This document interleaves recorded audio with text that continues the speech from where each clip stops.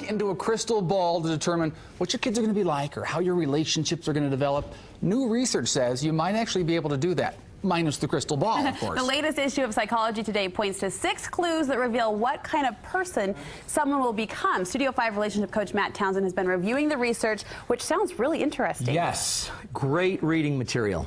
I slept through it. No, it's a lot. It's intense. It would be great to run Mitt Romney through this. Oh. Any presidential candidate. See if he would be a good... Do they possess the character traits that will create success? And is that what it comes down to, characteristic traits? Yeah, that's what they talk about. And I'm going to kind of put a little spin on it because I don't think this is about evaluating everyone else's character and characteristics or traits. It's about us, okay? So we're going to give you the 6 traits. Are you ready? Yeah. Tons of fun. When we go through them, see if you have them.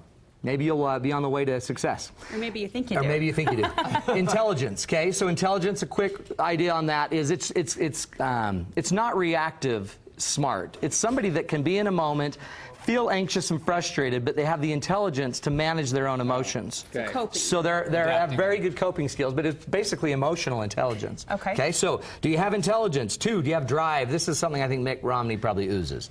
Drive is that motivation, that idea to get out there and get something happen. These are the people that set goals, make stuff happen, and move. Think about your partner. You would love your partner to have drive. And a little intelligence, right? Let's be honest, at least the garbage would get out. That's exactly. Something would happen, right? Okay, so the next one is going to be happiness. Happiness simply is the idea that these are the people that can go out and see the good. They find the happiness, they actually make something happen. Okay? They identify, you know what, this wasn't a bad day, and they find all the shining moments in the day versus those that can't find the happiness, even though it's hitting them right in the face. 3rd is goodness. The goodness are the people that have empathy. Okay, so the basic skill is empathy. You've got to learn to feel empathic and caring of others. So they call that goodness. I would just call it somebody that can feel and get in the path of another person. Okay. Empathy. Like that. Next is friendship. Friendship is the concept of reciprocity. Reciprocity is the idea that I serve you, you serve me, we serve each other, and together we move on. Good friends are reciprocal. They meet your needs. The last one, intimacy. As we look at this list, 1 through 6, are these things, I mean, obviously you hope you possess these things, but are these things that even adults can build and develop? Yeah, and so this is maybe where some people would question. Some people think you're just born with this. You either got drive or you don't. I kind of disagree. I believe with a lot of these traits, they're very teachable. They're skills that we can teach. And so, like, intimacy is not just about, like, physical intimacy. Intimacy is about the ability to risk with other human beings, be vulnerable, be open, and then we create closeness and intimacy because we're able to risk. And I believe every single one of them can be taught, can be changed. Now, the whole idea of this article is if you look at your kids, if they have these 6 things, or if you look at Mitt Romney or whoever. Or their friends, or their boyfriends, or girlfriends. You'll be able to tell what they're going to be like. But you say there's a different twist to this whole thing. They use it as a predictor. The problem is this is so complex, how are you ever going to predict?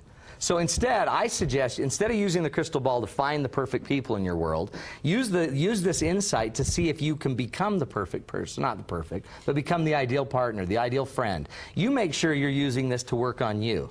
Okay, so the crystal ball really is about being a better partner instead of finding a better partner. Do you possess the intelligence, the drive, the happiness, the empathy? Do you possess reciprocity? Because if you do, great. If you don't, we've got to work on some skills. And we'll go through and give you some activities you can go and do in a minute. Now, one thing is work on you, not everyone else. The second reason the ball's so important is you got to work on what you have influence over. I can't influence Mitt Romney's drive.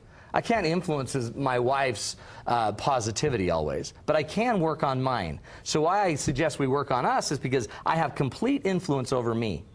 And what I found is the more we work on what we can do, instead of worrying about everything else we have no control over, we're going to succeed. You mentioned some activities, some assignments. Let's break these down one by one. First, ready? Intelligence. Some of us are glad to know that isn't a you have it or you don't. That's a really good one. And it's not just smarts, as you were saying. It's not just smarts. Okay, this is about you trying to identify things that you can actually do. This is where you learn to stop reacting. This is where you become an intelligent person with other people. You learn to notice the feelings inside of you where you're ready to explode. And you learn with your intelligence to get into higher thoughts, better thoughts that can change some of your moods. Okay? So it's learning to manage your intelligence. It's a form of emotional intelligence. It's a very big sign of success. So you've got a little chore for everyone. Yeah, on each one of these things. I think we popped up some of them earlier. We'll put them up again, hopefully. What it is this. You got to learn to stop reacting to every situation placed before you.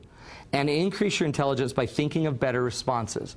So the way you do that is, instead of when you're sitting here frustrated, ready to go off on somebody, I teach to ask the higher question, like, what do I want most tomorrow? What do I want most in my relationship with my child who just spilled milk everywhere? Now notice how this takes some intelligence. You can't just be the reactive monkey that goes off screaming at your kids. You got to get into the higher brain and say, what do I want tomorrow? That's an intelligent move. Right? Second one is drive. Drive is where we exercise exercise agency and choice in our life, and we make some choices, right? So this is your homework assignment for drive.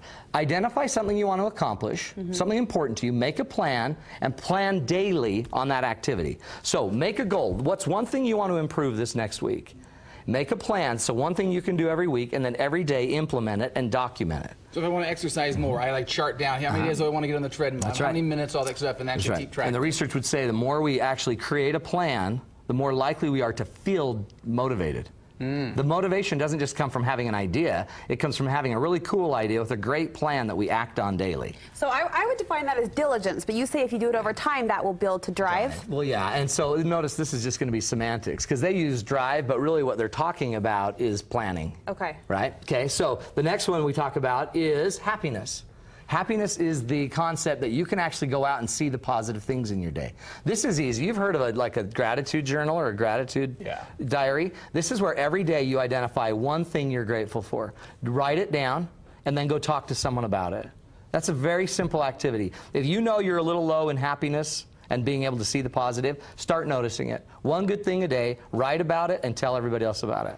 Okay, it's a simple task. Goes a long way. It's positive thinking.